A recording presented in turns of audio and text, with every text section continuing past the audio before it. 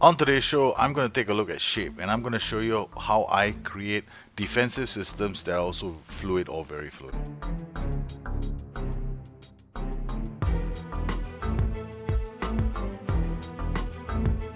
On today's show, I'm going to try and explain how you can play on fluid settings. I have avoided defensive very fluid and counter very fluid in my book for a very good reason. These are slightly more complicated concepts, and most people, they tend to jump to conclusions when you give them some information, and I'm hoping that by laying out a more structured way of approaching the game in the book, I can deal with advanced concepts at a later stage.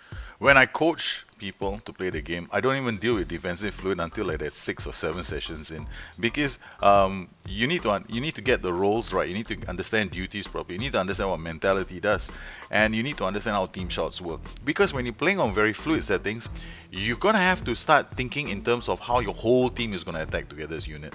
Whereas on structured, you can afford to make more mistakes. It's easier.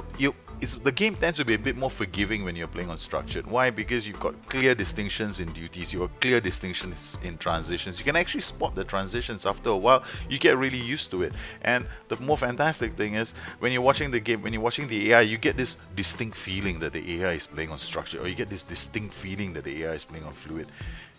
So what I try to do is I try to introduce these fluid concepts a lot later, but I can understand the need for people to understand what it does, because in some of my matches, whenever I want to play defensively, or if I find that I'm up against a really tough opponent, and I know that they're gonna come at me with a we're very attacking 4-2-3-1, for example, then I'm thinking to myself, how am I going to defend against them? And I need to show this in a video for all you guys. Then I'm go like, okay, but I really need to play on counter fluid in this one. So I go like, alright, this is going to seem confusing to people, but I'll do it anyway. So I've decided to do a video which will accompany Gloucester City's episode 38. So episode 38 and this video are going to work together. So in this video, I explain the logic behind the shape, and on the 38 episode, you will see it in action. So let's hope that you can enjoy this, because I was thinking about this over lunch and I decided, yeah, why not? So this is going to be a longer quick guide, because I need to handle certain concepts and then we will go into what it looks like. Shape affects three things in the game. It affects transitions, it will affect your mentality splits, it will affect creative freedom. Essentially, the way we look at it is this. When you're playing on a structured shape, you have distinct distinctions in mentality across your team, hence players adopt different risk profiles. When you're playing on structured, there will be a higher tendency for the whole team to have attitudes. Some guys will want to attack more, some guys will support depending on which transition you're in. So when a team is playing on a more defensive setting, the team is more likely to bomb back forward to defend. However, here this is the important part. On structured shapes, if the guys are attacking, they have a longer distance to come back in a sense, and you might find that there are noticeable gaps in your pitch, which is happening. And on structured systems, you can have very exciting counter-attacking systems. You defend quick, you defend, and then you bomb forward, and it's very entertaining to watch. And when you pull it off, it's beautiful to see, because it's so direct, it is so beautiful. And in terms of creative freedom, this is a very funny subject. Creative freedom basically tells a player to, how much more is he going to think out of the box. Now, here you got to understand that creative freedom affects different roles differently. It is embedded in the game. There's no guidebook, there's no indication in the game as to who has more creative freedom, but we can make a educated guess, and the easiest way to make the educated guess is to look at the actual role. Here we have a role that says play few risky passes. Now, if I wanted to make this player a more creative player, I would not have this shout. So any player who has got few risky passes, chances are he has lower creative freedom. So when you increase shape, when you go from structured to fluid, this player will be affected by it slightly. So if he starts off with creative freedom of 5, then maybe on a higher shape setting he might go to 8, might go to 9, but it's still slightly more. In the game though, there's no clear indication as to what's happening, so we have to make certain assumptions that the more creative roles are going on, the more attacking creative roles are gonna try a bit more out of the box. It doesn't mean that every Tom, Dick and Harry in the side is going to start being more creative. That's a very popular misconception. That is not true. When I'm playing on fluid and very fluid settings, I tend to be very wary about closing down instructions. because the players tend to move up and down in units, and I'm very worried when I have two rows close together like this, or even if I have three. When I have three, I'm even more worried. Then I'll make sure that one of those rows is on a default closing down. He's not changed. Here I've got Dick Steele and I've told him to close down more. Hanks has not been told to do anything different with his closing down instructions, and Hewitt has been told to close down more. So I've created a kind of a screen, but I have to be very wary. In the game, I'm actually paying a lot of attention to how they close down. In very fluid systems, they might close down as a unit. So that means they could all move together in one area and could leave entire pockets of space empty. So during transitions, when you want to play on fluid and very fluid settings, you have to be paying attention to how your players are moving and closing down, because you could easily lose shape, which is the reason why I've avoided dealing with defensive fluid systems or counter fluid systems. When people want to make counter attacking systems, there's a reason why people suggest playing on structured, because structured creates distinct differences in mentality. Therefore, you get more spaces, you can exploit more spaces, and it makes more sense. And I recommend that too all the time. However, sometimes I want to play a game where I want to frustrate my opponents. I may not necessarily want to counter attack just as much, but I still want to do counter attacking, except I wanna create banks of 4 or banks of 3 which are dense and harder to break down. And this is where I start looking at fluid systems or very fluid systems. One of the reasons why I've avoided talking about shape, defensive, very fluid shapes, is because of the effect mentality has. Now, when you're playing very fluid, while when I say that players are all going to be on the same mentality, it is the same general mentality, meaning if they're all on, most of the players will be on normal, for example, or most of the players will be on attacking, for example. So if you set a team on counter mentality, then the majority of the players will be on counter mentality, except for maybe a few. Alright, some of them may not be because of their roles that they're playing. Now if you're looking at your whole team here, you will notice that the box-to-box midfielder and support, his mentality is now considered to be in the counter. He's in the counter zone. He's just one shot of normal, so he's in counter. This whole zone from here to here is about counter. So he's counter. We have another wing back. He's also the same. Then we've got this defender. He's probably as well. He's also the same. And we've got Hardy. He's also on the same, almost on the same wavelength. He's slightly more defensive because this role is locked into a certain kind of behavior that needs a lower mentality. The only difference here would be the two attacking players. They would be slightly more attacking in terms of their mentality. Here, instead of these two being on counter, these two are the only players now on normal. So when you're making a defensive very fluid or a counter very fluid system, there will be some players in your team who might have a higher mentality setting depending on their duty. And this is the important thing here. When you want to create a system that is defensive, you still need outlets.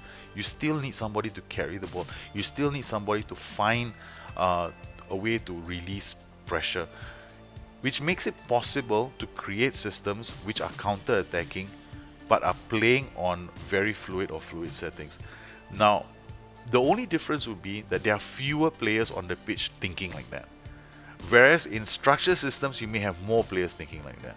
So to give you some real-world examples, if I wanted to play a very British style, counter-attacking football, hitting teams on the counter with rapid running and attacking into space, counter-structured, that's what I'd do. If I wanted to play a Spanish style of football where they won their first Euros and very much how Barcelona first started to play under Pep, then I'll look at counter very fluid.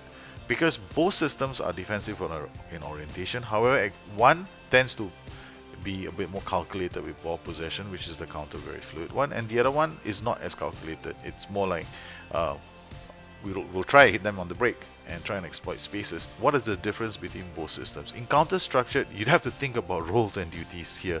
You want to break behind the lines. You want to see which of your players can break behind their lines. Then you'll be looking at things like, okay, are my players physically strong enough? Are my players do they have the right physicals to break behind the lines? Do they have the right mentals to know when to break the offside trap, for example? Is my winger faster than the fullback? Do I need to find somebody in midfield who can play the direct pass? Does he have then the player up front? Should he have very good first touch and composure to hold on to the ball? And then because in certain cases, these players will have to be good on the ball to break through and also score goals. What about counter very fluid? Counter very fluid may also require the same kind of players. But here in this case, you might be thinking of counter very fluid because we are going to be denser. You might need players who have better first touch and composure. And you need to be able to pass the ball. You need players in defense who have strong mentals as well, because they have to have very good positioning and awareness of where the ball is at all times. And when you want to play the game, you also want your systems that are counter very fluid. Like my system here, to have some outlets. Here I have a system where I have three outlets. I have this ball playing defender on stopper duty who will play risky passes.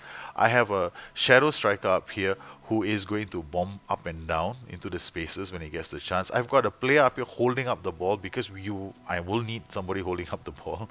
And I have a wing back on attack who's going to bomb down the flanks and dropping crosses. Because when I'm playing very fluid, I have to be looking at my defensive line. I have to look at my position versus the AI. I need to be observing whether there's a lot of space behind the AI's defensive line that I need to exploit.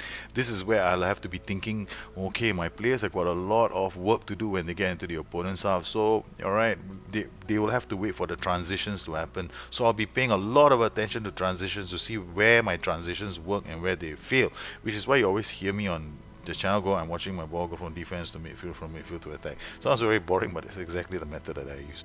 So you can play a defensive system using structured, which makes it look you can play a defensive system that is structured, which might make it look a bit exciting, or you can make a defensive system play very fluid, which will make it look very boring. The question is, what do you want? Do you want to make it frustrating for the AI? Sometimes when I want to make it frustrating for the AI, I actually go fluid because I know the team is better than mine. And sometimes when I think that my players are better than the AIs and I just want to hit them on the break, I just want to draw them out and hit them on the break because I do have good players who can attack them behind the line, then I might go defensive structured.